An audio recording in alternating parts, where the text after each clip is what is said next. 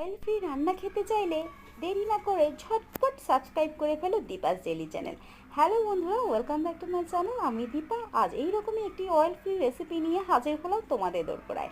আজকাল ডাক্তার থেকে বিশেষজ্ঞরা থেকে শুরু করে নিউট্রিশনরাও অয়েল ফ্রি রান্না খেতে বলছে, তার সাথে বলছে গ্রিন ভেজিটেবল খাওয়ার জন্য।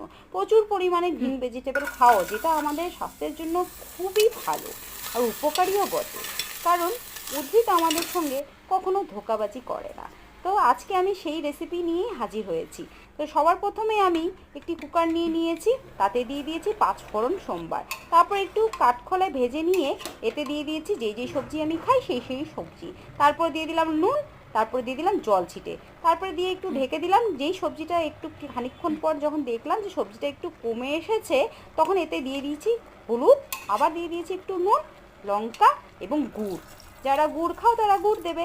এইভাবে দুটো সিটি ফেলে নামিয়ে নিলাম। তো আজকের রেসিপিটি দেখার